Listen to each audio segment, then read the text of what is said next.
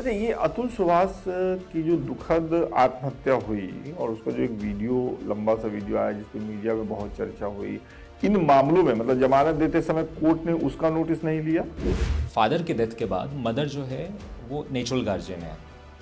Natural guardian है तो अगर कोई थर्ड पार्टी ग्रैंड मदर अगर गार्जियनशिप क्लेम करती हैं तो उनको विथ ड्यू प्रोसेस आना होगा। उसमें उनको एक अप्रोप्रिएट एप्लीकेशन लगानी पड़ेगी निचली अदालत में। मेरे ऊपर कोई एक केस हो जाता है, कोई मुकदमा होता है, एलिगेशंस किसी भी तरह के हों, एफआईआर में एलिगेशन आ जाते हैं, उसकी रिपोर्टिंग इमीडिएटली डिजिटल मीडिया पे आती है, प्रिंट मीडिया पे आती है। खूब सारे यूआरएल लिंक्स जनरेट हो जाते हैं कि ये वकील साहब ने ये कर दिया, वो कर दिया। मैं अपना एग्जांपल ले रहा हूँ। हाँ। तो वो अब लिंक आ गए खूब सारे। 4 महीने के बाद क्या होता है कि वो एफआईआर क्वैश हो जाए या चार्जशीट ना लगे।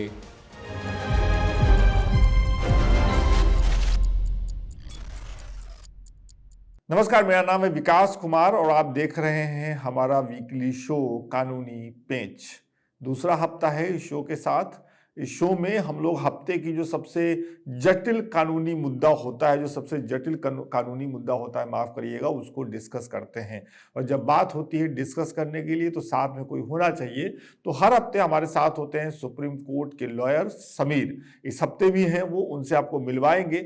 इस हफ्ते हम लोग 2 मुद्दों के बारे में बातचीत करने वाले हैं। एक मुद्दा तो वही है जो पिछले हफ्ते से चला आ रहा है। एक नवयुवक ने अपनी पत्नी को कई आरोप अपनी पत्नी पर लगाते हुए सुसाइड कर लिया था। उसमें 2 अपडेट है, उस पर बातचीत करेंगे। और एक ऐसा कानून भारत सरकार ला रही है, हमारी सरकार ला रही है, जिससे हमारा आपका निजी जीवन बहुत कायदे से प्रभावित होने वाला है। हम आप जो दिन भर सोशल मीडिया पे रहते हैं, दिन के बड़े हिस्से सोशल मीडिया पे बिताते हैं, कई सारे ऐप्स इस्तेमाल करते हैं, वो सब कुछ बदलने वाला है। तो क्या है उस कानून में जिसके बारे में हमें विस्तार से जानना चाहिए? और अतुल सुभाष के मामले में ऐसी कौन सी 2 चीजें हुई हैं जिसको लेकर के सोशल मीडिया पे जो चर्चा हो रही है, कानून के चश्मे से अगर उसको देखें तो कहानी बिल्कुल उलट दिखती है। चलिए कानूनी पेंच के इस एपिसोड में इन दोनों मुद्दों को समझते हैं और अपने गेस्ट समीर जी का स्वागत करते हैं। कैसे हैं समीर जी? सब बढ़िया। ठंड बढ़ गई है दिल्ली में? हाँ बिल्कुल, है? हमारे ठंड बढ़ी कपड़ों से हुई। पता चल रहा है ना। हाँ, ठंड तो बढ़ी हुई है। ये जो शूट है, ये हम कल करने वाले थे। फिर अचानक आपका फोन आया कि मेरा मामला एक चल रहा है और हमें जाना पड़ेगा। तो ये जो मतलब कोर्ट का ही काम था कोई? हाँ हाँ, कोर्ट से संबंधित काम थे। तो मैं ये पूछना चाह रहा हूँ, यहीं से बातचीत शुरू करना चाह रहा हूँ कि क्या कोर्ट की तारीखें अचानक से भी पड़ती हैं या कुछ ऐसा काम होता है जो वकीलों को अचानक से पता चलता है कि भाई ये बुलावा आ गया, जाना पड़ेगा? नहीं मतलब कभी कभार कुछ इमीडिएट हियरिंग्स हो जाती हैं, बट कल मेरे साथ कुछ और हुआ था। मैं मॉर्निंग में सीबीआई कोर्ट में था, उसके बाद मुझे हाई कोर्ट जाना था, तो मेरा मैटर 12 बजे तक आ जा सकता था। बट फिर मुझे खबर मिली कि वो end of board matter take up होगा। एंड ऑफ बोर्ड मतलब कोर्ट लेट इवनिंग में लेगी, जैसे 4 बजे लेगी या 4:30 बजे लेगी। तो एंड ऑफ बोर्ड मेरा मैटर चला गया था। तो मुझे लगा कि अगर एंड ऑफ बोर्ड है तो मैं शायद 5, 5:30 के पहले, 6 बजे के पहले फ्री ना हो पाऊँ। इसलिए फिर मैंने आपको रिक्वेस्ट किया था कि आज मिलना मुश्किल होगा। कितना दिलचस्प है कि शाम में जो सुनवाई होगी उसके लिए टर्म क्या बताया आपने? End of board. अच्छा, जब खत्म होने हाँ लगेगा मतलब वो उस जो समय कोर्ट का बोर्ड होता है उसके एंड में मैटर वो कोर्ट टेकअप करेगी। टेकअप करेगी। चलिए, तो आज हम लोग ये रिकॉर्डिंग कर रहे हैं और शुरुआत करेंगे जो पिछला मुद्दा था उसी से। तो शुरुआती 2 सवाल मेरे हैं, जो अतुल सुभाष का मामला है उससे, और फिर हम लोग जो आज का टॉपिक है उस पे लौटेंगे। लोगों को समझ नहीं आया जब अतुल सुभाष की पत्नी, उनकी सास और उनके साले को जमानत मिल गई। क्या आधार रहा जमानत का? कोर्ट ने क्या कहा जमानत का फैसला देते हुए? देखिए, लीगली बेल सारे अक्यूज्ड का राइट होता है। आप बेल के लिए अप्लाई कर सकते हैं।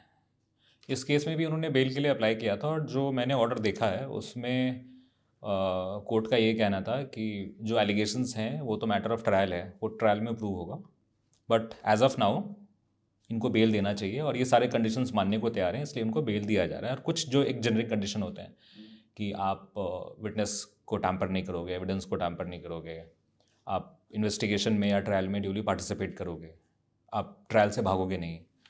और वो एक एडिशनल कंडीशन है उनमें कि उनको बैंगलोर जो आईओ इन्वेस्टिगेट कर रहा है, हर सैटरडे को आईओ के सामने रिपोर्टिंग करनी है फॉर नेक्स्ट 4 मंथ, और जब तक कि इन्वेस्टिगेशन चल रहा है। और उनको पासपोर्ट वगैरह सरेंडर करना है तीनों लोगों को। तो इन ग्राउंड पे उनको बेल दिया गया है। तो नॉर्मली बेल ऐसे ही ग्राउंड्स पे मिलते हैं। अब इसमें जो अतुल श्रीवास्तव की फैमिली है, उनका ऑब्जेक्शन था कि हम बेल को अपोज करेंगे। उनका राइट है बेल अपोज करने का, डेफिनेटली। कुछ ग्राउंड्स हो सकते हैं, जैसे कि जब उनको अरेस्ट किया गया था तो जो मीडिया रिपोर्ट्स हैं, तो वो घर पे से उनको अरेस्ट नहीं किया गया था। हाँ, वो चली गई हाँ, थी। वो चले गए थे और उनके वेराबउट्स नहीं पता था कि वो लोग कहाँ हैं, वो तीनों लोग कहाँ हैं, वो किसी को नहीं पता था। तो वो एक ग्राउंड हो सकता है कि आप इनिशियली आप इवेड कर रहे थे अरेस्ट, राइट। आप इनिशियली आप इन्वेस्टिगेशन में पार्टिसिपेट नहीं कर रहे थे, तो आपने पुलिस ने आपको अरेस्ट किया है। तो ये ग्राउंड हो सकता था कि थोड़ा बेल लेट से मिले, बट इसमें इन ग्राउंड्स पे कोर्ट ने बेल दे दिया है। ओके। तो ये अच्छा, ये अतुल श्रीवास्तव की जो दुखद आत्महत्या हुई और उसका जो एक वीडियो, लंबा सा वीडियो आया जिसपे मीडिया में बहुत चर्चा हुई, इन मामलों में मतलब जमानत देते समय कोर्ट ने उसका नोटिस नहीं लिया? नहीं, कोर्ट ने बिल्कुल उसका नोटिस लिया है। कोर्ट ने अपने ऑर्डर में लिखा है कि कंप्लेनेंट की तरफ से जो बहस हुई, उसमें यही बहस हुई कि सुसाइड नोट में एलिगेशंस हैं इस तरह के, ये ग्रेव एलिगेशंस हैं, तो इस ग्राउंड पे आप इनको बेल नहीं दें अभी। बट कोर्ट का कहना था कि ये जो एलिगेशंस हैं, ये मैटर ऑफ ट्रायल है, ये ट्रायल में डिसाइड होगा। तो इस ग्राउंड पे अभी बेल इनका रोका नहीं जा सकता है, अगर ये बेल के कंडीशन सारे फुलफिल करते हैं। तो अगर जैसे बेल के बाद भी अगर वो कंडीशन फुलफिल नहीं करते हैं, तो कंप्लेनेंट का राइट है या स्टेट खुद से उनका बेल कैंसिल कर सकती है। अच्छा, एक सवाल मैं यहाँ पूछ लेता हूँ, फिर आगे बढ़ेंगे कि बेल जब देती है अदालत किसी भी मामले में, जी, तो किस किस ग्राउंड पे किसी आरोपी को बेल मिल जाता है और किन आरोपों पे कोर्ट बेल खारिज करती है? मतलब ये इसके ग्राउंड क्या होते हैं, बेल खारिज करने के, बेल देने के? देखिए, एक तो बेल बड़ा कोर्ट का डिस्क्रिशन होता है बेल देना। तो ये बड़ा इसमें ये बड़ा इंपॉर्टेंट इशू भी है कि आपने देखा होगा कि काफ़ी मामलों में लोगों को बेल नहीं मिलता है।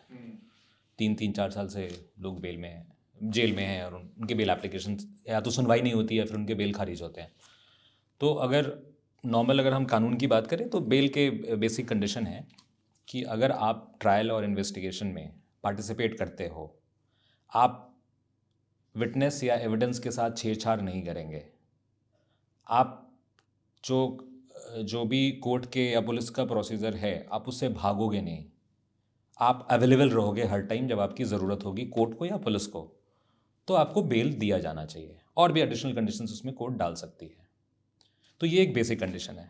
अब डिस्क्रिशन कोर्ट कैसे इस्तेमाल करती है? कुछ मामलों में होता है कि अगर ग्रेव ऑफेंस है, कि अगर वो कोई एक अक्यूज्ड है जिसका कि बाहर रहना सोसाइटी के लिए डेंजर है, या जांच को प्रभावित कर सकते हैं? हाँ, मतलब वो तो एक अलग चीज़ हो गया। वो या तो डेंजर है, वो सेम ऑफेंस कर सकता है और ज़्यादा काफ़ी कुछ नए ऑफेंस कर सकता है। जैसे आप सुनते होंगे कि जो काफ़ी ऐसे रिपीट ऑफेंडर्स होते हैं, कि काफ़ी सारे केसेस है उस पर, तो कोर्ट वहाँ पे थोड़ा अपना डिस्क्रिशन इस्तेमाल करती है और उन केसेस में बेल नहीं देती है इमीडिएटली, थोड़ा टाइम के बाद देती है।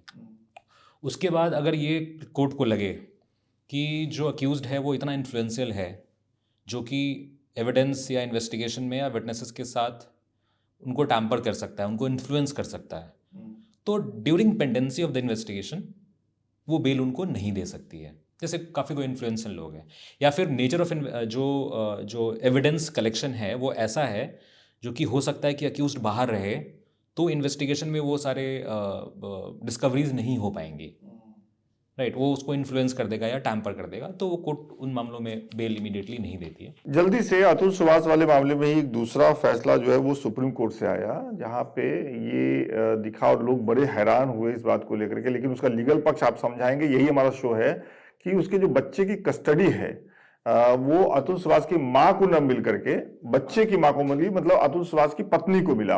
और कोर्ट ने कहा कि बच्चा जो है दादी से अपरिचित है, ऐसा कुछ कहा कोर्ट ने। क्या कहा अदालत ने और क्यों नहीं कस्टडी मिली? ये अतुल श्रीवास्तव की मदर जो हैं, उन्होंने एक हैबियस कॉर्पस पिटिशन लगाई सुप्रीम कोर्ट में। हैबियस कॉर्पस पिटिशन होता है कि आप, उसका लिटरल मीनिंग है प्रोड्यूस द बॉडी। तो अगर वो बच्चा, आपने न्यूज़ रिपोर्ट देखा होगा, तो वो जो अतुल श्रीवास्तव का माइनर 4 साल का बच्चा था, वो कहाँ है ये पता नहीं चल पा रहा था। तो उनकी ग्रैंड मदर ने ये पटिशन लगाई हाइबियस कॉर्पस की कि वो बच्चे को कोर्ट के सामने प्रोड्यूस किया जाए, वो कहाँ है ये चीज़ पता लगाई जाए और उसकी कस्टडी मुझे दी जाए। तो जो कोर्ट का ऑर्डर जो मुझे पता चला है उसमें कोर्ट ने तो डायरेक्शन दिया और फिर ये पता चला कि वो जो बच्चा है वो किसी बोर्डिंग स्कूल में था, तो वहाँ से उसको उसकी मदर के पास पहुँचा दिया गया है जो बैंगलोर में अभी थी बेल के बाद। और जो ग्रैंड मदर को जो राइट नहीं दिया गया कस्टडी का, उसमें कोर्ट का ओरल ऑब्जर्वेशन है ऐसा, आई गेस ऑर्डर में ऐसा कुछ है या नहीं है मैं श्योर नहीं हूँ, कि आपको ये करेक्ट प्रोसीजर नहीं है कि आपने कस्टडी सीक की है। एज ऑफ नाउ फादर के डेथ के बाद मदर जो है वो नेचुरल गार्जियन है। नेचुरल गार्जियन है तो अगर कोई थर्ड पार्टी ग्रैंड मदर अगर गार्जियनशिप क्लेम करती हैं तो उनको विथ ड्यू प्रोसेस आना होगा, उसमें उनको एक अप्रोप्रिएट एप्लीकेशन लगानी पड़ेगी निचली अदालत में, जिसमें कि वो गार्जियनशिप और कस्टडी क्लेम करेंगी। इसमें ग्राउंड होते हैं कि अगर जो एग्जिस्टिंग जो नेचुरल गार्जियन हैं, जो पेरेंट्स हैं, अगर वो बच्चे को पालने में सक्षम नहीं हैं किसी भी तरीके से, आर्थिक रूप से हो या फिर उनके सिचुएशन ऐसी हो कि वो बच्चे को एक सही परवरिश नहीं दे सकते हैं, तो इस ग्राउंड्स पे वो एक एप्लीकेशन मूव करेंगी, फिर कोर्ट उसमें ऑर्डर पास करेगी, फिर वो गार्जियनशिप और कस्टडी इनको मिलेगी। तो सुप्रीम कोर्ट का ओरल ऑब्जर्वेशन यही मुझे लगता है कि आपको एप्रोप्रिएट एप्लीकेशन फाइल करनी होगी कस्टडी के लिए और गार्जियनशिप के लिए। सुप्रीम कोर्ट इस पिटिशन में ये चीज़ डिसाइड नहीं कर सकती है क्योंकि एक नेचुरल गार्जियन अभी अवेलेबल है जो कि मदर है।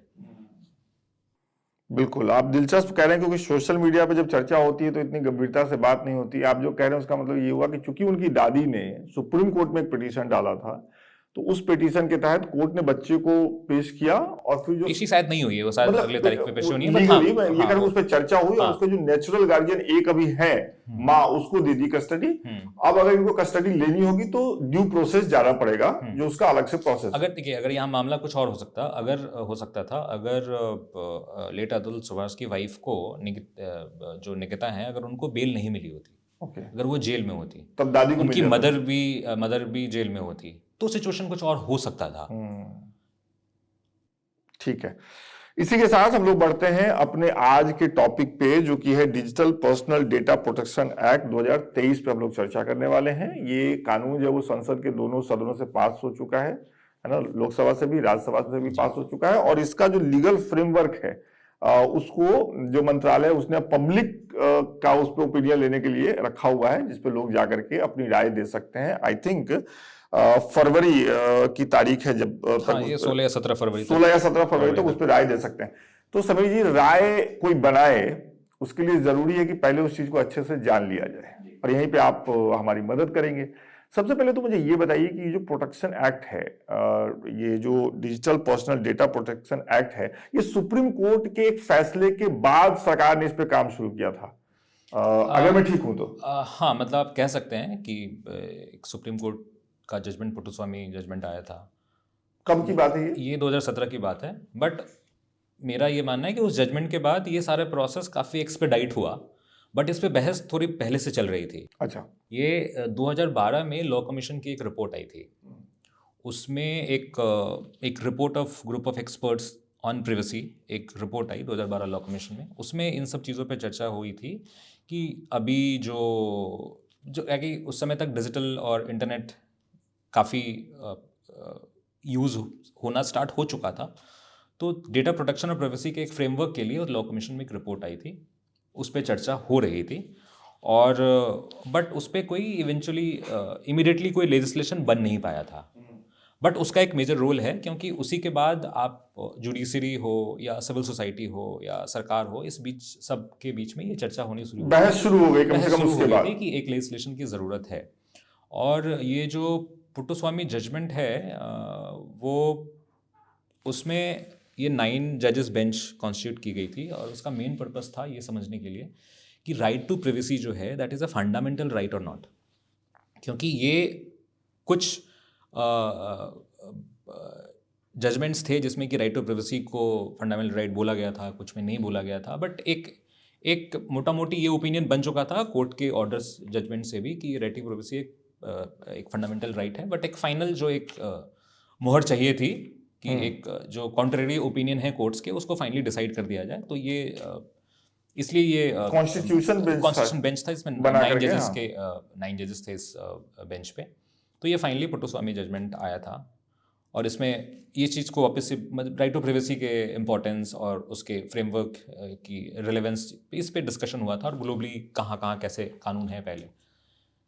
तो इसके बाद एक्सपेडाइट हुआ। उसके पहले भी, इस जजमेंट के पहले भी 2017 में ही कुछ कमीशंस यहाँ भी 17 में भी बने थे यहाँ पे। ओके। जहाँ तक इसमें आपको जजमेंट रेफर कर रहा हूँ। देखिए, जब लीगल मामला हो तो आपको पेपर रेफर करना हाँ, चाहिए बिल्कुल, ये और हर चीज़ें कागज पे जो दर्ज हो उसी की बात करनी चाहिए। आज हर बहुत सारे चीज़ें कागज लेकर के आए समीर जी। हाँ, बताइए। हर चीज़ें याद नहीं रहती हैं। नहीं, जैसे नहीं, बिल्कुल। हाँ, justice BN Shri Krishna committee 2017 में बनी थी। तो ये पुट्टुस्वामी जजमेंट के पहले ही इस पे बात चल रही थी, तो ये बनी और जब ये जजमेंट आया तो उसके बाद सारा मामला थोड़ा एक्सपेडाइट हो गया।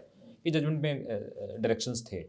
तो ये जो है तब ये एक्ट पे काम हुआ और फाइनली अगस्त 2023 में ये लॉ जो है ये बन गया था। इसके रूल्स नहीं अभी तक आए थे कि ये इम्प्लीमेंटेशन के जो गाइडलाइंस होते हैं वो कैसे होंगे। तो वो 3 जनवरी 2025 को ये रूल्स, ड्राफ्ट रूल्स आए हैं जी। और सारे स्टेक होल्डर्स इसमें जो भी अपने इसमें कॉन्ट्रीब्यूशंस कर सकते हैं, सजेशंस दे सकते हैं। वो सजेशंस के लिए फरवरी तक है, उसके बाद ये फिर इसको कंपाइल करके फाइनली। तो ये क्या कहता है, ये जो प्रोटेक्शन एक्ट है, अगर मैं मान लीजिए कि सोशल मीडिया इस्तेमाल करता हूँ तो ये कैसे मुझे उससे बचाएगा? जो अभी कंपनियां सारा कुछ ले लेती है, जैसे ही मैं किसी ऐप को इंस्टॉल करता हूँ या जैसे ही मैं किसी पोर्टल पे लॉग इन करता हूँ समीर जी, तो वो एक एक करके मुझसे सारे राइट ले लेता है, इंक्लूडिंग मेरे फोटो गैलरी का राइट, मेरे फोन बुक का राइट, कॉन्टैक्ट का राइट, सब सारे राइट लगभग वो ले लेता है और हम दे भी देते हैं एक एक करके। इस एक्ट के बाद ये एक्ट मुझे कैसे बचाएगा और उसके बाद चीजें कैसे प्रभावित होंगी? देखिए, हम इस पे आते हैं। इसके पहले जो इसमें कुछ टर्म्स हैं उसको समझ लें, उसके बाद वो थोड़ी बहस में आसानी होगी। ठीक है। जैसे कि आप अगर इस एक्ट को देखेंगे तो ये है कि जो राइट ऑफ इंडिविजुअल्स, उनकी जो प्राइवेसी है, जो उनका राइट है, उसको डिजिटल जो उनका डेटा है उसको कैसे प्रोटेक्ट किया जाए, इससे संबंधित ये, और उसको लॉफुल पर्पस से कैसे इस्तेमाल किया जाए, ये सारे इसमें मोटा मोटी ये डायरेक्शंस हैं इस एक्ट में। तो और इसमें जो इंडिविजुअल है जिसका डेटा प्रोसेस होगा उसको एक डेटा प्रिंसिपल कहा गया है। ठीक है, ये मैं कुछ टर्म्स बता रहा हूँ तो हमारे बहस में थोड़ी आसानी रहेगी समझने में। एक डेटा फिड्यूसरी है जो कि डेटा प्रिंसिपल कौन हुआ? डेटा प्रिंसिपल हुआ जो वो इंडिविजुअल जो अपनी डेटा शेयर कर रहा है, जैसे आप हुआ। हाँ। डेटा फिड्यूसरी वो एक इंडिविजुअल हो सकता है, कोई कंपनी हो सकती है, कोई फर्म हो सकती है, सरकार जो कि हो सकती है। आपसे, सरकार हो सकती है, जो कि आपसे डेटा ले रही है कोई सर्विस के अगेंस्ट और उस डेटा को प्रोसेस कर रही है, जिससे कि आप अपना डेटा शेयर कर रहे हैं, वो डेटा फिड्यूसरी हो गया। इसमें और भी टर्म है, वो मैं उस पर आगे आता हूँ। जैसे हम एक एग्जाम्पल में, आप जो आपका सवाल था उस एग्जाम्पल से मैं शेयर करता हूँ। जैसे स्टार्ट करता हूँ कि जैसे एक टेलीमेडिसिन ऐप है जिसपे कि आप ऑनलाइन मेडिसिन परचेज करते हैं। तो एक नॉर्मल प्रोसेस क्या होता है, ऐप डाउनलोड करते हैं, आप उसमें साइन अप करते हो मतलब कि आप एक स्पेसिफिक आईडी से अपने आप को आइडेंटिफाई करते हो। वहाँ पे आप अपना ईमेल आईडी डालते हैं, आप अपना कॉन्टैक्ट डालते हैं, तो आप साइन अप कर गए। अब आपको अगर मेडिसिन ऑर्डर करना है तो वो ऐप आपसे कुछ बेसिक चीज़ें मांगता है, क्योंकि आपको होम डिलीवरी उसको मेडिसिन घर का एड्रेस मांगेगा, ऑफिस का एड्रेस मांगेगा, जहां भी मुझे मंगाना है, जो भी एड्रेस है। तो जैसे आपने पहले आपका वो फ़ोन नंबर उसने मांगा, आपका एड्रेस मांगा, फिर आपका वो लोकेशन भी मांग सकता है जहाँ डिलीवर करना है, कि उससे ईजिली होता है कि जो भी राइडर होगा वो इमीडिएटली उस लोकेशन पे आ सकता है। तीसरी चीज़, जैसे टेलीमेडिसिन में एक ऑप्शनल हो सकता है कि कोई मेडिसिन जो कि प्रिस्क्रिप्शन पे मिलता है, तो उसमें वो आपको बोलेगा आप अपना प्रिस्क्रिप्शन शेयर कीजिए, राइट। ये 4 चीज़ें उसने मांगी, उसने आपको मेडिसिन सप्लाई कर दी। तो अब इस सर्विस के लिए ये 4 चीज़ें रिक्वायर्ड है, राइट। अगर आपसे वो टेलीमेडिसिन ऐप ये बोलता है कि आप अपना कॉन्टैक्ट लिस्ट शेयर करें या अपनी गैलरी शेयर करें, तो ये रिक्वायर्ड नहीं है उस सर्विसेज के लिए, राइट। जो आप बोल रहे थे कि ये, तो आप उसमें अपना कंसेंट नहीं दे सकते हैं। तो अब तो जब से ये डेटा प्रोटेक्शन की बहस हो रही थी, एक्ट आया, फोटोस्वामी जजमेंट आया, तो उसके बाद तो ये जो डेटा फिड्यूसरी हैं इतने तो सतर्क हो गए हैं और उनको मांगना ही समझ में लगभग आ गया बंद कि कर अब दिया है, उन्होंने हाँ। मांगना बंद कर दिया है। काम भर ही मांग रहे हैं। हाँ, तो आप वो चीज़ बना भी कर सकते हैं कि इस मेडिसिन आपको अगर मेरे घर पर डिलीवर करना है तो मेरे कॉन्टैक्ट लिस्ट की क्या ज़रूरत है, राइट। तो अब ये जो एक्ट आया है, अब मैं इस एग्जाम्पल को इस एक्ट के से आपको रिलेट करके बताता हूँ। इस एक्ट में जो डेटा फिड्यूसरी की जो रिस्पॉन्सिबिलिटी है, उसमें ये कहा गया है कि जो डेटा फिड्यूसरी है, इनफैक्ट रूल्स में और डिस्क्रिप्शन है इसमें कि आप को जो भी चीज़ें चाहिए, आप उसकी स्पेसिफिक पर्पस जो है वो डेटा प्रिंसिपल को शेयर करोगे कि मुझे आपका कॉन्टैक्ट लिस्ट चाहिए तो क्यों चाहिए, आपका ईमेल आईडी तो चाहिए तो क्यों चाहिए, आपका एड्रेस चाहिए तो क्यों चाहिए। और जब वो डेटा प्रिंसिपल जब आपको कंसेंट देगा, वो बिल्कुल एक इन्फॉर्म्ड कंसेंट देगा, उसको पता है कि ये मैं चीज़ें क्यों शेयर कर रहा हूँ, और वो आपसे एक्स्ट्रा चीज़ें नहीं मांग सकता है, राइट। तो ये एक्ट, इस एक्ट में ये सारी चीज़ें इंक्लूड की गई हैं और रूल्स में फिर काफ़ी डिटेल में रूल्स दिए गए हैं कि आप क्या कैसे मांगोगे, क्या नहीं मांगोगे। और अगर आपसे कोई एक्स्ट्रा चीज़ें मांगी जा रही हैं जो कि इसके लिए रिलेवेंट नहीं है, तो इसमें भी प्रावधान है कि आप एक बोर्ड कॉन्स्टिट्यूट की जा रही है इसमें, आप उसमें इमीडिएटली कंप्लेन कर सकते हो। ये बोर्ड कौन कॉन्स्टिट्यूट कर रहा है? सरकार कर रही है? हाँ, सरकार, ये सरकार rules के में, लोग होंगे उसमें? हाँ, उसमें सरकार के अपॉइंटमेंट के रूल्स हैं, वो Okay. डिटेल रूल्स हैं। ठीक है। तो उसमें आप अपने ग्रीवांस भी उसमें शेयर कर सकते हैं। तो इस तरह से ये रूल्स, इसमें प्रोसीजर बताए गए हैं कि जैसे मैं आपने जो कहा उसको अगर थोड़ा सा समराइज जी, कर पाऊँ अपनी भाषा जी। में, जहाँ गलत होगा आप बताइएगा। हाँ, बिल्कुल। कि ये जो कानून है वो ये कह रहा है कि इस कानून के आने के बाद अगर कोई सर्विस प्रोवाइडर मुझसे मुझसे कुछ राइट्स मांग रहा है, तो जैसे मान लीजिए कि वो मुझे एक नोटिस जैसा भेजना पड़ेगा फिर उसको कि फोटो गैलरी का राइट आप मांग रहे हो तो क्यों मांग रहे हो जी, कॉन्टैक्ट लिस्ट मांग रहे हो तो क्यों मांग रहे हो, मेरा जीपीएस लोकेशन अगर आपको चाहिए तो क्यों चाहिए, और क्या मेरे पास ये भी राइट होगा कि मैं उस नोटिस को देखने के बाद 4 चीजों को टिक करूं और 2 चीजें छोड़ दूं और तब भी वो ऐप या वो सर्विस इस्तेमाल कर सकूं, ऐसा होगा? ये अगर उस पर्टिकुलर सर्विस के लिए कोई चीज़ की रिक्वायरमेंट है तो वो तो आपको देनी पड़ेगी। अगर आप नहीं देते हैं तो वो सर्विस आपको नहीं मिलेगी। जैसे अगर आपको घर पे कोई ऑनलाइन चीज़ें ऑर्डर करनी है, अगर आप अपना घर का एड्रेस ही नहीं शेयर करोगे तो वो आपको डिलीवर कैसे करेगा, राइट।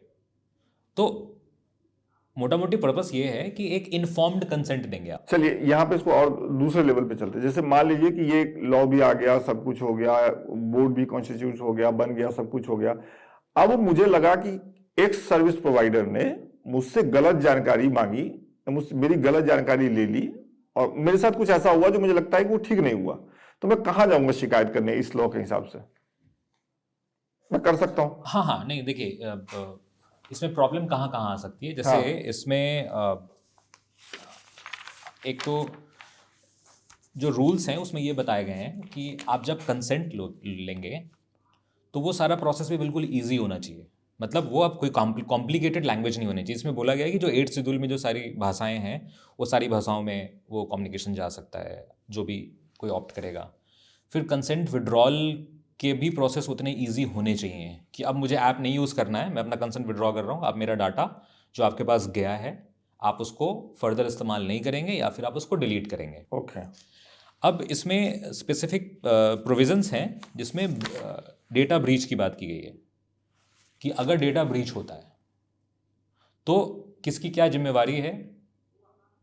तो जो डेटा फिड्यूसरी मैंने बताया उसमें है कि डेटा ब्रीच के बाद उनको इमीडिएटली जो है वो बोर्ड को इन्फॉर्म करना है। इमीडिएटली डेटा जिस इंडिविजुअल का डेटा ब्रीच हुआ है या ग्रुप ऑफ इंडिविजुअल का डेटा ब्रीच हुआ है वो उसको इमीडिएटली इन्फॉर्म करेंगे।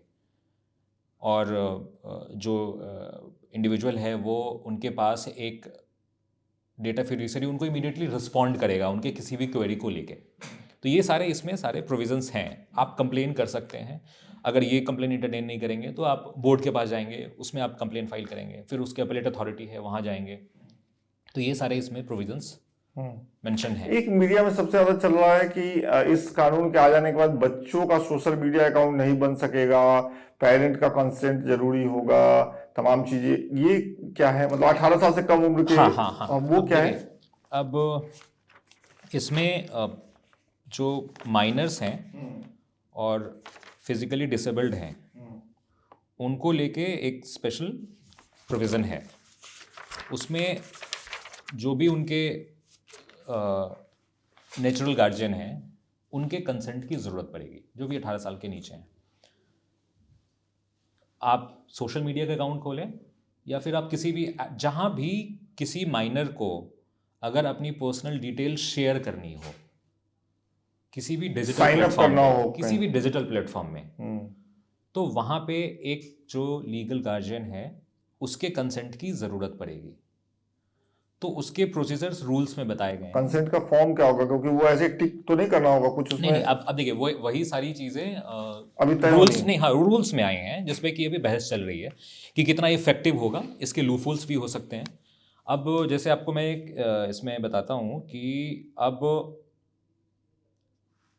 एक बच्चे को किसी ऐप पे साइन अप करना है, तो अब ऐप अगर उसने एज अपना 18 से कम डाला तो वो साइन अप कर नहीं सकता है, तो उसके पेरेंट्स का कंसेंट चाहिए होगा। तो अब डेटा फिड्यूसरी उसके पेरेंट्स के कंसेंट को कैसे लेगा, राइट? तो अब जो आप रूल्स में देखेंगे तो रूल्स में काफ़ी सारे इलस्ट्रेशंस हैं कि अगर उस डिजिटल प्लेटफॉर्म पे अगर उस माइनर के जो लीगल गार्जियन है ऑलरेडी साइन अप उन्होंने किया हुआ है, तो उनका वो डॉक्यूमेंट्स जो है वो ऑलरेडी उस डेटा फिड्यूसरी के पास है, वो वहाँ से वेरीफाई कर सकता है। कुछ का हो सकता है कि वो उस डिजिटल प्लेटफॉर्म पे साइन अप नहीं है, वो नए हैं, तो उनको अपने पर्सनल डिटेल्स शेयर करने होंगे। जैसे उसमें कुछ आप डिजी लॉकर शेयर करेंगे जिससे कि वो वेरीफाई करेगा ओके। आपकी आइडेंटिटी भी और जो माइनर है उसके साथ रिलेशन भी, कि आप उनके फादर हैं, मदर हैं।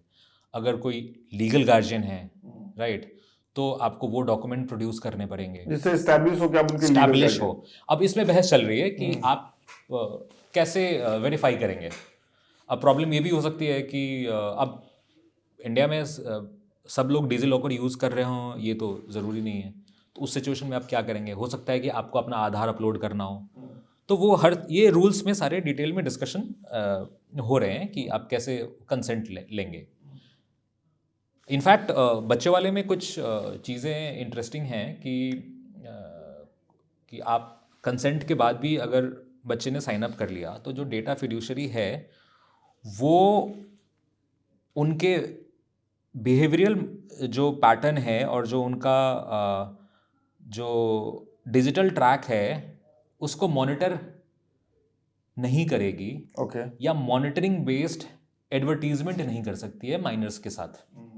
तो नाबालिग जो है उनके सोशल मीडिया अकाउंट खोलने को या कहीं भी उनके साइन अप करने पे उनके जो नेचुरल पेरेंट्स हैं उनके कंसेंट की बात हम लोग कर रहे थे, लेकिन मेरा कहना ये है कि थोड़ा सा टेक्निकल ज्यादा हो गए थे हम।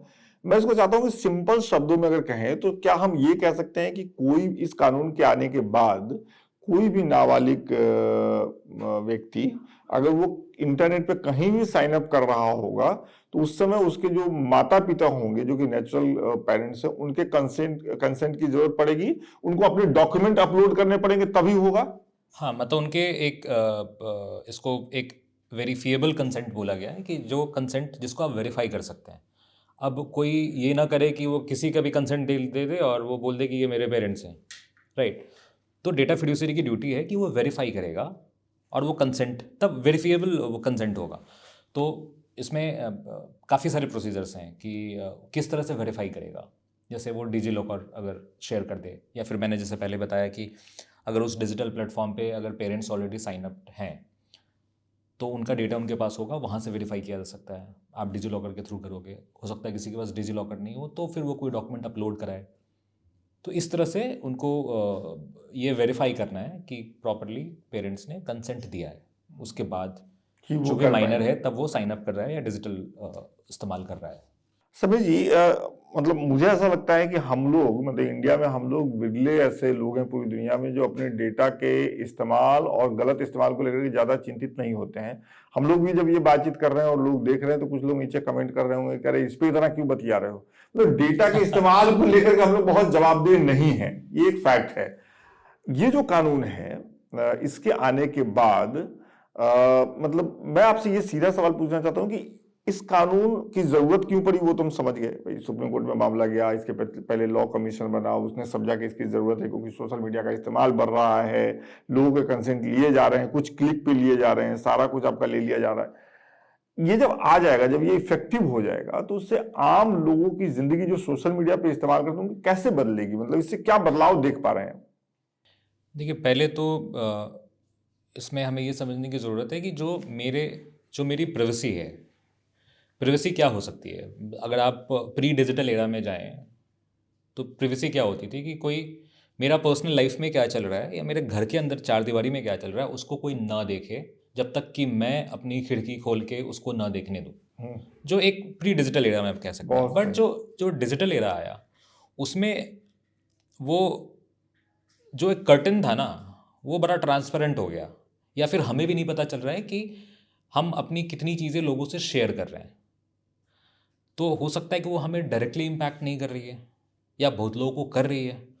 अब मैंने अपना कॉन्टैक्ट नंबर किसी एक ऐप को दिया एक पर्टिकुलर सर्विस के लिए।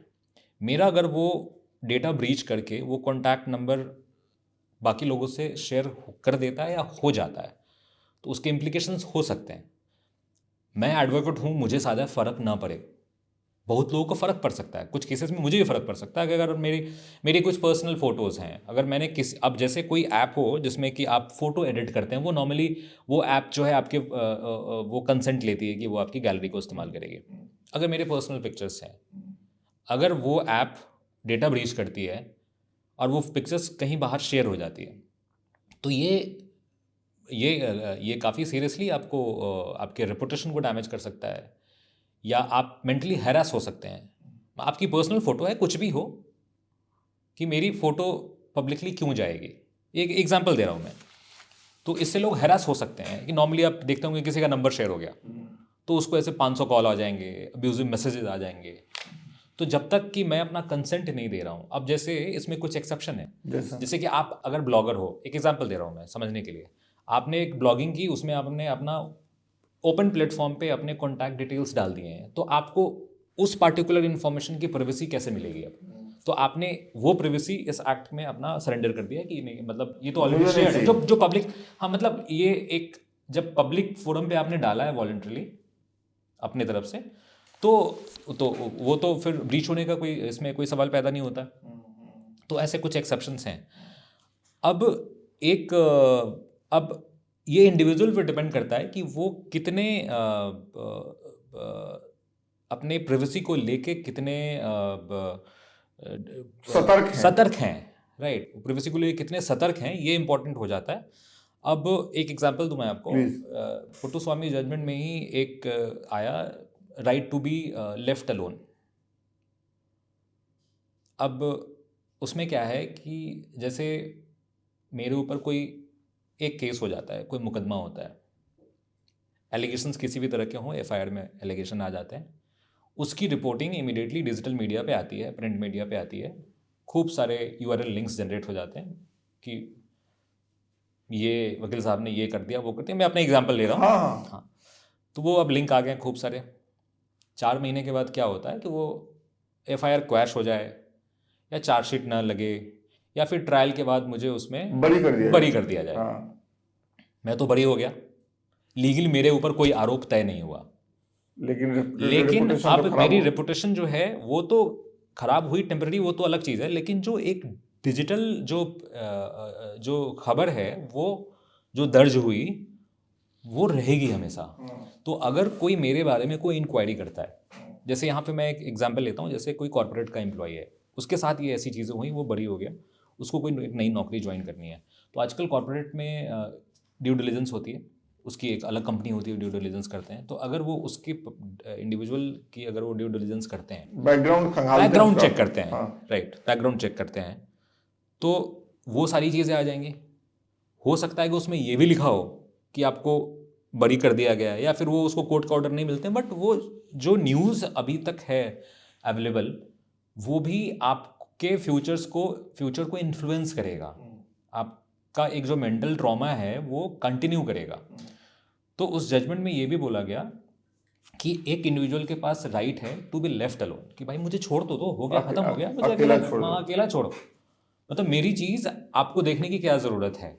तो मैं ऐसे मामलों में कुछ क्लाइंट को एडवाइस कर रहा हूँ, और कोर्ट काफ़ी, हाई कोर्ट वगैरह इस मामले पे काफ़ी सीरियसली ऑर्डर्स भी पास कर रही हैं कि आप एक एप्रोप्रिएट पिटिशन लगाएंगे कि मैं इस केस में, मैं एक एग्जांपल दे रहा हूँ, ये काफ़ी Please, सिचुएशन में हाँ हो सकता है हाँ हाँ। कि मैं इस पर्टिकुलर केस में बरी हो गया, इससे संबंधित जो ऑनलाइन खबरें हैं वो अभी तक अवेलेबल हैं, जिसका कि कोई अब आधार या रेलेवेंस नहीं है। खबरों का रेलेवेंस क्या होता है कि कोई एक आप सही इन्फॉर्मेशन दे फैक्ट रहे हैं, हो, कुछ तो कि हो कोई उसमें। मीडिया ये चीज़ तो रिपोर्ट नहीं करेगी कि 1 महीने पहले जो हमने एक रिपोर्टिंग की थी एक पर्टिकुलर पर्सन पे जो एफआईआर हुआ था वो एक गलत हुआ है, तो वो न्यूज़ क्लैरिफिकेशन तो एज सच आना मुश्किल हो जाता है। तो वो उसमें हम डायरेक्शन ले सकते हैं कोर्ट से कि वो सारी चीज़ें डिलीट करा दी जाएं, और पर्टिकुलर मीडिया हाउसेस को कहा जाए कि वो पर्टिकुलर यूआरएल लिंक्स जो हैं उनको आप डिलीट कर दें, राइट।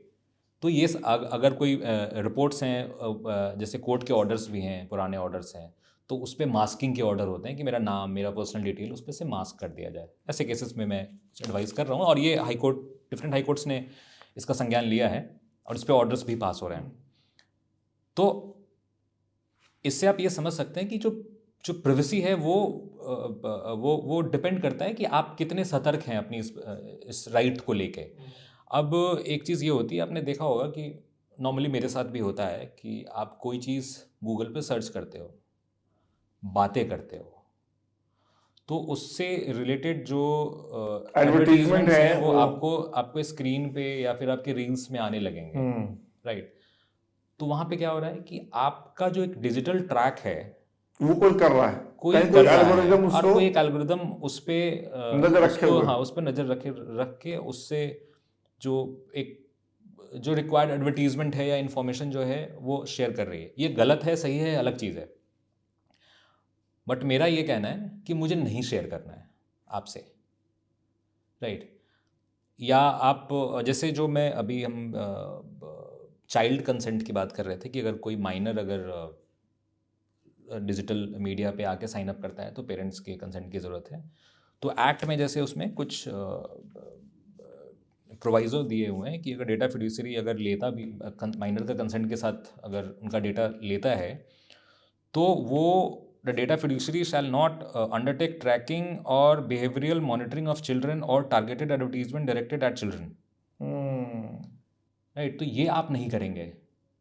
तो ये बच्चों के लिए स्पेसिफिकली इस एक्ट में दिया गया है। तो आपको मैं जो आपने बताया ना कि आम जनता जो ये क्या समझेगी कि क्या बदलेगा। फ़र्क पड़ेगा, हाँ हाँ। राइट। आपको पता नहीं है कि बच्चे आप सोशल मीडिया पे क्या देख रहे हैं क्या। देख रहे हैं, क्या समझ रहे हैं, उनको कौन सी इन्फॉर्मेशन दी जा रही है, कौन सी इन्फॉर्मेशन उनके लिए रेलेवेंट है, राइट। तो इन सब चीज़ों को ध्यान में रखते हुए ऐसे प्रोविजंस हैं। अब जैसे इसमें भी रूल्स में इस चीज़ को लेके कुछ एक्सेप्शंस आए हैं कि कौन से डेटा फिड्यूसरीज डिजिटल ट्रैकिंग या इस तरह की चाइल्ड बिहेवियरल पैटर्न्स को कैप्चर करके प्रोसेस कर सकता है। तो जैसे उसमें है कि कोई क्लिनिकल एस्टैब्लिशमेंट है, मेंटल हेल्थ का एस्टैब्लिशमेंट है, या अगर हेल्थ केयर प्रोफेशनल्स हैं या एजुकेशनल इंस्टीट्यूशंस हैं। जैसे बच्चे ने किसी एजुकेशनल इंस्टीट्यूशन में अपने आप को रजिस्टर किया, तो उससे रिलेटेड जो इन्फॉर्मेशंस हैं वो एडिशनल उसके साथ शेयर की जा सकती हैं, या फिर उसके इंटरेस्ट के अकॉर्डिंग कि वो क्या पढ़ रहा है उसके अकॉर्डिंग शेयर किया जा सकता है। हेल्थ जो मेंटल हेल्थ के एस्टैब्लिशमेंट है वो उस चीज़ों को प्रोसेस कर सकते हैं। अगर किसी बच्चे को साइन अप किया गया किसी मेडिकल ये हेल्थ केयर एस्टैब्लिशमेंट में, तो वो ये सारी चीज़ें डेटा रीड करके उसको सजेशन दे सकता है, उनके डेटा को यूज़ कर सकता है। तो गवर्नमेंट ने मतलब इतनी सतर्कता बढ़ती है कि हम क्या ट्रैक नहीं करें और कहाँ ज़रूरत हो जिसको ट्रैक कर सकें। मुझे ये बताइए, सॉरी आप कुछ हाँ कह रहे हाँ, हाँ। अब मैं इसमें बस अब जैसे कि मैंने माइनर का बताया, एक चीज़ मैं और बता रहा हूँ आपको। जैसे आपको मैंने एग्जांपल दिया कि आप ये मेडिसिन ऑर्डर करते हैं तो हाँ, शुरू में हमारी बात वो वहीं से बात अब शुरू जैसे होती है। हाँ, अब जैसे जो कुछ इसमें आपने जैसे कोविड के टाइम की मतलब वो बड़ा रीसेंट इवेंट है, तो मेरी जो मेडिकल हिस्ट्री है, जो मेडिकल प्राइवेसी है, वो भी प्राइवेसी है। जो मेरे मेडिकल टेस्ट जो आप आजकल ऑनलाइन अपॉइंटमेंट लेते हैं, वो सैंपल लेता है आपसे, रिपोर्ट शेयर करता है, राइट। तो वो ऑनलाइन आपसे रिपोर्ट शेयर कर देता है। तो वो एज ए डेटा फिड्यूसरी वो आपसे शेयर करेगा, उसके अलावा उसके पास राइट नहीं है शेयर करने का। अदरवाइज और आजकल से। हाँ आजकल और से अदरवाइज वो पहले ही आपसे कंसेंट लेता है कि जो आपकी रिपोर्ट होगी उस पर हम एक एनालिसिस करेंगे अपने मेडिकल टीम के साथ, राइट, और आपसे शेयर करेंगे। वो करते भी हैं, उनका एक बड़ा ऐसे चार्ट वार्ट बना के देते हैं कि क्या इसमें आप मेडिसिन लेना चाहिए नहीं लेना चाहिए, बट वो किसी थर्ड पार्टी से शेयर नहीं करेंगे। लेकिन अब जैसे पैंडेमिक के केसेस होंगे, राइट, तो उस समय एक डेटा फिड्यूसरी की ये जिम्मेवारी बनेगी कि किसके मेडिकल रिपोर्ट में अगर उस चीज़ की रिपोर्ट अगर पॉजिटिव आई है तो वो इमीडिएटली गवर्नमेंट से शेयर करे, वो डेटा गवर्नमेंट के डिपॉजिटरी में जाएगी और जो एक्शंस लेने हैं सरकार को वो लेगी, जैसे आपने कोविड के केसेस में देखा हाँ। होगा, राइट। अब यहाँ पे दो चीज़ें हो सकती हैं कि आप जैसे किसी हॉस्पिटल में आपका डेटा है, हॉस्पिटल वो डेटा शेयर नहीं करेगी, बट सरकार दो तरीके से वो डेटा इस्तेमाल कर सकती है। एक चीज़ जैसे ये पैंडमिक वाले हुए केसेस में, जो इसमें स्पेसिफिक मेंशन है ये नेचुरल डिजास्टर्स एक्ट के अंदर जो भी एग्जेम्पशंस हैं उसको इस्तेमाल करते हुए कि अगर मेडिकल इमरजेंसी हो रही है या फिर कोई एपिडेमिक है, आउटब्रेक ऑफ डिजीज़ है, इस सिचुएशन में, तो जैसे उस सिचुएशन में क्या होगा कि हॉस्पिटल आपके पर्सनल डिटेल के साथ वो डेटा शेयर करेगी। जैसे कोविड रिसेंट एग्जांपल है, इसमें मैं बार बार बोल रहा हूँ कि उसको वो शेयर करेगी कि एक फलाना आदमी जो कि फलाने घर में रहता है, इतनी उम्र है उसकी, हाँ, और फलाने घर में रहता है, वहाँ पे ये एक पॉजिटिव केस आया है। हाँ। तो सरकार उस समय क्या करती थी कि आके वो उसको आइडेंटिफाई करती थी, क्वारंटीन करना हुआ, अगल बगल वालों को इन्फॉर्म करना कि हाँ भाई इस एड्रेस पे हुआ है। फिर जो सरकारी व्यवस्था थी जो कि आके मेडिसिन देते थे, हर हफ्ते आके उनका कूड़ा उठाते थे, ये जो सारी चीज़ें थी, तो ये आपके पर्सनल डिटेल के साथ शेयर किया गया। ये भी इसमें एक्सेप्शन में आएगा और ये वैलिड है। अब अगर सरकार को डेटा चाहिए कि एक कंट्री लेवल पे कि एक हेल्थ की रिपोर्ट जानी है, अगर कि लेट्स से कि डायबिटीज़ के कितने केसेस हो रहे हैं या हार्ट अटैक कितने हो रहे हैं, तो वो हॉस्पिटल से डेटा पिक करेगी। तो उस सिचुएशन में वो हॉस्पिटल वो डेटा उनसे शेयर करेगी, बट यहाँ पे वो एनोनिमस डेटा रहेगा, उनका नाम नहीं जाएगा, नंबर्स में रहेगा, राइट। तो इतने ऐसी चीज़ें इसमें मेंशन है कि सरकार किस तरह से पर्टिकुलरली ऐसे डेटा को किस तरह इस्तेमाल करेगी जहाँ पे एनोनिमस रख के आप डेटा शेयर कर सकते हैं वो, राइट। तो ये सारी चीज़ें हैं। जब आपको याद होगा आधार जब बन रहा था जोर शोर से, तो जो विपक्ष की तरफ से सबसे ज्यादा आरोप लगाया गया था वो ये कि आधार बन रहा है, सरकार के पास आपके हाथ के अंगूठे भी होंगे, आंखों की पुतलियों का भी होगा, ट्रैक किया जाएगा, पूरा डेटा सरकार के पास चला जाएगा, है ना। मैं आपसे ये पूछता हूँ कि ये जो एक्ट है जब से ये प्रभावी हो जाएगा तो सरकार के भी कुछ लिमिटेशंस होंगे लोगों के डेटा जानने और न जानने को लेकर के, या सरकार को खुली छूट है कि वो जिस भी तरह के डेटा चाहती है लोगों के वो जानती रहेगी? नहीं, ऐसे खुली छूट तो नहीं हो सकती है, किसी की भी खुली छूट नहीं है इसमें। जो सरकार है और जो सरकार की एजेंसीज हैं उसको भी आप डेटा फिड्यूसरीज में डाल सकते हैं। तो अगर आधार की भी इंफॉर्मेशन है सरकार के पास तो वो एक स्पेसिफिक पर्पस के लिए ही इस्तेमाल हो सकता है। कुछ एग्जेम्पशंस और एक्स्ट्रा पावर सरकार के पास है इस एक्ट में, जैसे कि आपको मैं स्पेसिफिक एग्जांपल देता हूँ इसमें। जैसे मैंने आपको बताया था कि अगर कोई कानूनी मामला हो, कोई एक स्टैट्यूट के अंदर अगर कोई रिक्वायरमेंट है किसी डेटा को एक्सेस करने की, राइट, तो वहाँ पे सरकार कर सकती है।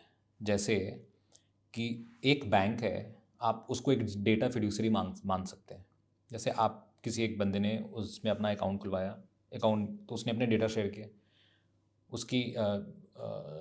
उसके पर्सनल डिटेल्स हैं, उसके अकाउंट स्टेटमेंट उसके साथ हैं। नॉर्मली वो उसके पास राइट नहीं है कि वो किसी से शेयर करे, लेकिन अगर उस इंडिविजुअल के अगेंस्ट किसी तरह का मामला कानूनी बनता है जिसमें कि उसके बैंक अकाउंट को एक्सेस करने की ज़रूरत इन्वेस्टिगेशन जो एजेंसी है उसको पड़ती है, तो वो डायरेक्टली उस डेटा फिड्यूसरी से वो डेटा ले सकता है, राइट। तो डेटा फिड्यूसरी यहाँ पे फिर वो ब्रीच नहीं कर रहा है, ये कंप्लाई कर रहा है, जो कुछ एक्सेप्शंस हैं इसमें। अब ये बहस का मुद्दा हो सकता है कि सरकार इसको कितना वाइजली इस्तेमाल करती है। ये मैंने आपको एग्जाम्पल दिया है। हाँ। और जैसे आपको मैंने बताया कि वो जो हेल्थ वाले डेटा है उसको सरकार कैसे इस्तेमाल कर सकती है, मेडिकल इमरजेंसीज में कैसे इस्तेमाल कर सकती है। अब जैसे इसमें स्पेसिफिकली मेंशन है कि मुझे बार बार नहीं, आप स्टैट्यूट देख रेफर करना लीजिए, पड़ रहा है। आप देख हाँ, लीजिए, कि क्योंकि मेरे ये लिए जरूरी बड़ा है। हम लोग लीगल नया मुद्दों पे कानून है। बात कर रहे हैं, नया कानून है, और आप बेहतर तरीके से समझें और सही चीज समझें, इसके लिए जरूरी है कि समीर जी पेपर देख करके बताएं। बताइए समीर जी। अब जैसे आप देखते होंगे कि गवर्नमेंट की बहुत सारी वेलफेयर स्कीम्स भी होते हैं। तो लेट्स से कि एक सीनियर सिटीज़न है, उसको कोई पेंशन स्कीम मिलता है, तो उस पेंशन स्कीम को अवेल करने के लिए आपने अपना पर्सनल डेटा शेयर किया। तो आपको जो मैंने पहले बताया कि जो आप डेटा शेयर करेंगे उस स्पेसिफिक पर्पस के लिए आप डेटा शेयर करेंगे, उसके बाद उसका इस्तेमाल नहीं हो सकता है। लेकिन जो गवर्नमेंट के पास जो कुछ इसमें लेजिटिमेट यूज़ जो हैं बताए गए हैं इस एक्ट में, वो ये है कि अगर उसी सीनियर सिटीज़न को के लिए अगर कोई स्पेशल कोई प्रोविज़न आया, कुछ कुछ जो योजना आई है योजना आई सरकार सरकार की, की, हाँ, राइट, अगर सरकारी योजना आई जैसे कि इंश्योरेंस स्कीम आया, राइट, तो एग्जिस्टिंग जो कॉन्टैक्ट हैं उसको सरकार डायरेक्टली टारगेट कर सकती है, राइट। तो यहाँ पे ये कोई ब्रीच नहीं रहेगा, जो पुराना डेटा है उसको इस्तेमाल कर सकती है। अब उसके बाद जो एक जिस पे थोड़ा ज़्यादा इस पे बहस हो रही है उसमें है कि just for the performance by the state और any of its instrumentalities of any function under any law for the time being in force in India or in the interest of sovereignty and integrity of India or security of the state, right. जो मैंने आपको एक कि अगर कोई legal मामला हो जाए और उसमें ज़रूरत हो, तो ये थोड़ा ग्रे एरिया हो जाता है जिसमें बहस चल रही है कि एक तो सरकार और जो इनकी इंस्ट्रूमेंटलिटीज़ जो हैं उनको आप कैसे डिफाइन कर रहे हैं, राइट। अब जैसे इसको मैं और एक एग्जांपल से समझाता हूँ कि जो फ़ोन टैपिंग का कानून है, जो कानून है उसमें भी स्टैचूट जो है उसके अकॉर्डिंग गाइडलाइंस हैं कि सरकार किसके फ़ोन को टैप कर सकती है, किन किन स्थितियों में किन स्थितियों में कर सकती है। तो उसमें भी ऐसी लैंग्वेजेस हैं कि अगर interest of sovereignty, security of state, peace, अगर कुछ इलीगल चीज़ें हो रही हैं तब वो, और एक पर्टिकुलर अथॉरिटी जो है वो ऑर्डर साइन करती है, फिर वो जो भी सर्विस प्रोवाइडर है उनके पास चिट्ठी जाती है, फिर वो फ़ोन टैप करते हैं, फिर वो अप्रूवल होता है मिनिस्ट्री में। ये एक उसमें चेक एंड बैलेंस बने हुए हैं। अगर कहीं रीज़न सफिशिएंट नहीं मिलता है तो उस टैपिंग ऑर्डर को कैंसिल भी किया जाएगा, और जो डेटा आपने रिकॉर्ड किया है, जो फ़ोन टैपिंग हुई है, आपको इमीडिएटली उसको डिस्ट्रॉय करना पड़ेगा। ये सारे गाइडलाइंस हैं। तो मतलब मोटा मोटी समझने के लिए मैं बोलूँगा कि वैसे ही इसमें भी प्रावधान है जिसमें कि सरकार इन एक्स्ट्राऑर्डिनरी सिचुएशंस में डेटा में भी आपके बिना कंसेंट के या फिर डेटा फिड्यूसरी से वो डेटा ले सकती है, किसी इंडिविजुअल का डेटा इस्तेमाल करने के लिए ले सकती है। तो मुझे ऐसा लग रहा है कि हम लोगों ने एक मुश्किल सब्जेक्ट पे ठीक ठाक बहस की है और कुछ चीजें आपको समझ में आ गई होंगी। लेकिन ये टॉपिक खत्म करने से पहले मेरी जिम्मेदारी बनती है कि मैं समीर जी को एक मौका दूं कि अगर उन्हें लगता है कि कुछ और चीजें रह गई हैं इस डेटा प्रोटेक्शन एक्ट पे, तो आप बताएं हमारे दर्शकों को। हो सकता है मेरी जानकारी कम हो और कुछ चीजें रह गई। मुझे लग रहा है कि इतने देर में हमने शायद पूरे एक्ट का और जो ड्राफ्ट रूल आया है उसका हार्डली हमने 10 या 20% ही पार्ट डिस्कस किया है।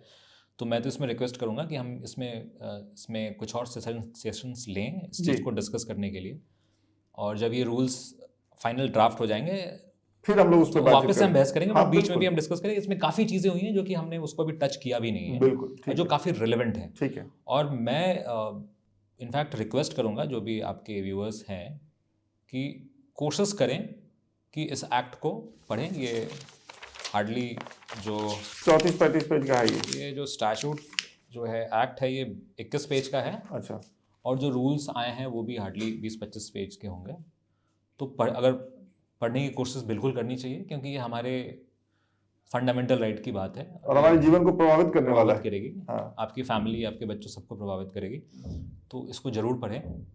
और इनफैक्ट मैंने भी अभी ये बड़ा नया कानून है तो मैंने भी स्टार्ट किया, मैं भी समझने की कोशिश कर रहा हूँ, इसलिए मैं बार बार स्टैट्यूट और अपने नोट्स रेफ़र कर रहा हूँ। जी जी। और इसको हम जितना इम्प्रूव कर सकते हैं, हो सकता है मैंने भी इसमें कुछ चीज़ें सब चीज़ अच्छे से एक्सप्लेन नहीं की होगी, क्योंकि ये लॉ इवॉल्व हो रहा है अभी, तो हमें नहीं इसको नहीं, बार हम बार लोग बहस करने की जरूरत है, बिल्कुल हम समझने लोग की इस पर जरूरत है। बातचीत करते रहेंगे, और इसको जितनी दफा बातचीत करेंगे, जितनी चीजों को और सिंपल करेंगे, वो उतनी अच्छी होगी। मुझे लगता है कि वो और क्लैरिटी उतनी मिलेगी, क्लैरिटी है आएगी, ना। और ये जो है वो डायरेक्टली इंडिविजुअल को इम्पैक्ट कर रहा है, ये चीज़ समझने की ज़रूरत है। तो कोशिश करें कि इसको समझें और इसको उतने अच्छे तरीके से इस्तेमाल करें। नहीं नहीं, बिल्कुल आप सही कह रहे हैं। मैं भी कोशिश करूंगा कि आने वाले कुछ दिनों में जो कानूनी पेंच के कुछ और एपिसोड होंगे, हाँ, वो हम इसमें लोग इस पे चर्चा करेंगे, बिल्कुल अलग अलग सेक्शन पे चर्चा बिल्कुल करेंगे। सेक्शंस पे हम चर्चा करें कि डेटा फिड्यूसरी का क्या रोल है, सरकार का क्या रोल है, बोर्ड कैसे फंक्शन करेगी, जो डेटा प्रिंसिपल्स हैं उसके ऑब्लिगेशंस क्या हैं, ठीक है, मेरी रेमेडी क्या है, मेरे कॉम्पनसेशन की प्रोविजन है या नहीं है, ठीक है। राइट। तो ये हम सारे चीज़ों पे अलग अलग मुद्दों पे अलग अलग बात करें तो ये आने वाले बेहतर दिनों में रहेगा। इस पे बातचीत करते हैं। बिल्कुल फिलहाल इस शो में बढ़ते हैं अपने जो दर्शक हैं उनके सवाल। मैंने आपको बताया था पिछला एपिसोड जो हुआ उसमें 139 कमेंट्स आए हैं, और कुछ दर्शक ऐसे हैं जो कुछ पॉइंटेड सवाल पूछ रहे हैं, तो मैं वो अच्छा। सवाल आपके सामने रखता हाँ, हूं। एक है दर्जन सिंह सिसोदिया, ये एक केस का हवाला दे रहे हैं। ये कह रहे हैं कि 2 साल से पत्नी विदेश में बैठी है, और पत्नी के पिता ने पावर ऑफ अटॉर्नी लेकर डाइवोर्स 13A पिटीशन प्रिंसिपल जज फैमिली कोर्ट अहमदाबाद में लगा रखा है, और पति उदयपुर में रहता है, होटल में काम करता है ना। और पत्नी विदेश में सेटल होकर 2-3 लाख मंथली कमा रही है, और पति के साथ रहना भी नहीं चाहती है, क्योंकि विदेश में पत्नी के पिता का बिजनेस चल रहा है जो उनको चला रहे हैं, और तमाम चीजें हैं। पति पिता का ही खाना खाती है। ऐसे स्थिति में पति क्या करे? मतलब जिसके खिलाफ ये केस हुआ है, इस स्थिति को अगर माने, जो स्थिति ये दे रहे हैं, तो ये मामला ये कि पति पत्नी है, पत्नी विदेश में रह रही है, अपने पिता के पास रह रही है, पिता ने ये जो 13A है वो उसके तहत एक पिटीशन लगाया हुआ है। अब पति क्या करे? पति के क्या अधिकार है? आप समझे मामला कि नहीं समझे? हाँ, मामला समझ गया हूँ। अब आप अगर इसमें मेंटेनेंस भी अलाउ हुआ है तो वो एक बार अगर मेंटेनेंस ऑर्डर आ जाता है तो उसको भी आप चैलेंज या ऑल्टर करा सकते हैं अगर सिचुएशन चेंज हुआ है। तो अगर वाइफ आज के टाइम हस्बैंड से ज़्यादा अर्न कर रही है तो वो सारे प्रूफ लगा के वो एप्लीकेशन कोर्ट में लगा सकते हैं इसको, अगर मेंटेनेंस वगैरह का मामला है तो। बाकी अगर डिवोर्स का मामला है तो आपको कंटेस्ट करना पड़ेगा, और वाइफ की तरफ से अगर फादर ये लॉ कहता है कि अगर कोई पार्टी नहीं है तो पावर ऑफ अटॉर्नी होल्डर जो है वो उनके बिहाफ पे मुकदमा लड़ सकता है। तो अगर वाइफ यूएस में है, वो नहीं आना चाहती हैं, तो उनको कोई ज़बरदस्ती नहीं ला सकता है। उनके पावर ऑफ अटॉर्नी होल्डर जो है वो यहाँ पे मुकदमा लड़ेंगे उनके बिहाफ पे, तो आपको वो कंटेस्ट करना तो पड़ेगा। आप ये कह रहे हैं कि अगर मामला हुआ है, केस हुआ है, तो उनको केस लड़ना पड़ेगा, जी। डॉरी एक्ट के थ्रू ट्रायल चलेगा, है ना। और उनकी पत्नी विदेश में रह करके भी उनके पिता जो पावर ऑफ अटॉर्नी है वो केस लड़ सकते हैं उनके बिहाफ पे। पावर ऑफ अटॉर्नी होल्डर को इधर रहना पड़ेगा। और आप ये करें कि चूंकि इस स्थिति को जानते हुए कि अगर वो विदेश में रह रही हैं, 2-3 लाख रुपए कमा रही हैं, तो अगर वो कंपनसेशन का मांग कर रही है, तो ये फैक्ट लगा करके इस पे डिबेट हो सकता है, ये डिबेट हो इस सकता पे है कोर्ट में बहस हो सकती है। आप ये करें। हाँ, आगे बढ़ते हैं। राजेंद्र राजपाल हैं, ये कह रहे हैं कि सेक्शन 335 वीएनएस के केस का जुरिडिक्शन क्या होगा? 335 जुरिडिक्शन को बता दीजिए, जुरिडिक्शन कैसे डिसाइड होता है? क्रिमिनल केसेस में जुरिसडिक्शन कॉज ऑफ एक्शन पे होता है, और ये फेक डॉक्यूमेंट लगाने और कुछ इस तरीके की चीजों पे ये लगता है। हाँ, ये फॉल्स डॉक्यूमेंट बनाने पे के अगर एलिगेशंस होते हैं तो नॉर्मली क्रिमिनल केस में कॉज ऑफ एक्शन पे, legally civil criminal cause of action पे जुरिसडिक्शन डिसाइड होता है कि कहाँ पे वो अपराध हुआ है। तो जैसे अगर मैंने कोई डॉक्यूमेंट दिल्ली में फॉर्जरी की है तो दिल्ली में भी मुकदमा हो सकता है। अगर मैंने कोई डॉक्यूमेंट फॉर्जरी कहीं करके उसका इस्तेमाल कहीं और किया तो उधर भी कॉज ऑफ एक्शन बन सकता है। तो जहाँ जहाँ आपराधिक गतिविधियाँ हुई हैं 335 बीएनएस के अंतर्गत, वहाँ पे वो कंप्लेन कर सकते हैं। कॉज ऑफ एक्शन पे डिपेंड करता है। कॉज ऑफ एक्शन पे, जैसे मैं इसको थोड़ा सा और सिंपल करता हूँ। जैसे आपने फर्जी डॉक्यूमेंट बनाने की बात की, तो मान लीजिए कि मैं अभी गाजियाबाद में बैठा हूँ, दिल्ली एनसीआर में, यहाँ मैंने एक फर्जी डॉक्यूमेंट बनाया और उसका इस्तेमाल करके, जो आप थोड़ी देर पहले आप ही एग्जांपल ये दे रहे थे, मैंने बिहार में कोई एक काम किया, है ना, तो ये दोनों जुरिडिक्शन इसके हो जाएंगे, मतलब बिहार में भी इस पे मामला हो सकता है। और जो अग्रीव्ड पार्टी है, हाँ, वो अगर कोई अग्रीव्ड बिहार में है, अगर उस फॉर्ज डॉक्यूमेंट से किसी के साथ चीटिंग हुई या फिर जो भी अग्रीव हुआ वो वहाँ पे वो कंप्लेन कर सकता है। और गाजियाबाद में भी हो सकता है। हाँ, गाजियाबाद में अगर कोई अग्रीव नहीं है बट फिर भी आपने फर्जी डॉक्यूमेंट बनाया और जिस जिस चीज़ों का इस्तेमाल हुआ है, तो अगर जैसे मानिए आपने रजिस्ट्रार प्रॉपर्टी के संबंधित आपने रजिस्ट्रार ऑफिस के गलत सील को इस्तेमाल किया, उससे आपने एक प्रॉपर्टी डॉक्यूमेंट बना लिया है, राइट, तो यहाँ पे भी जो रजिस्ट्रार ऑफिस है वहाँ पे हो सकता है, वहाँ पे कंप्लेन हो सकता है उसके जुरिस्डिक्शन के अकॉर्डिंग। तो जो कॉज ऑफ एक्शन है आप वहाँ पे आप मामला कर सकते हैं। एक अकाउंट है, बड़ा प्यारा नाम है, यादव जी इनके अकाउंट का नाम है। ये कह रहे हैं कि सर आईपीसी 376 में झूठा मुकदमा दर्ज हो तो उसे उसे कैसे कोर्ट में होता है और यूज कैसे इनका कहना है कि आईपीसी की धारा 376 के खिलाफ अगर कोई मुकदमा दर्ज होता है तो जिस भी व्यक्ति के खिलाफ वो मुकदमा दर्ज हुआ है और उसका मानना है कि वो झूठा मुकदमा है, सेक्सुअल हरासमेंट का ये मामला होता है, तो वो क्या करे, मतलब उस कैसे अपने आप को निर्दोष साबित करेगा? ट्रायल होगी, ट्रायल में नहीं अगर कोई झूठा मुकदमा है तो अगर झूठा है मुकदमा और मैं एक पार्टी को लग रहा है कि झूठा है, तो चलिए अगर मेरे पास सबूत है जिसको मैं प्राइमा फेसाई इस चीज़ को कंटेस्ट कर सकता हूँ कि ये मुकदमा झूठा है, तो मैं ट्रायल का वेट ना करते हुए मैं इमीडिएटली एफआईआर के क्वेश्चन पे भी जा सकता हूँ। और 376 ये रेप के मामले की बात हो रही है, 376, तो मैं इमीडिएटली एफआईआर क्वेश्चन के लिए भी जा सकता हूँ, मैं एंटिसिपेटरी बेल ले सकता हूँ। और ऐसे मामलों में कोर्ट देती है जिसमें कि प्राइमा फेसाई लग जाता है कि ये मामला फर्जी है, बट उसके लिए आपके पास सबूत होने चाहिए और आप चार्जशीट क्वेश्चन के लिए करने के लिए जा सकते हैं। और अब बाद में तो आप ट्रायल को तो फेस करना ही होगा। अगर वो होने के बाद भी ट्रायल होता है तो आपको एविडेंस लगा के ट्रायल फेस करना पड़ेगा। बट अगर फर्जी मुकदमा है और आपके पास सबूत हैं तो आप एफआईआर की क्वेश्चनिंग से इनिशिएट कर सकते हैं अपनी रेमेडीज। तो बहुत बहुत शुक्रिया हमारे इस शो में दूसरी बार आने के लिए और एक मुश्किल सब्जेक्ट को समझाने के लिए और हमारे दर्शकों के जवाब देने के लिए। बहुत बहुत शुक्रिया।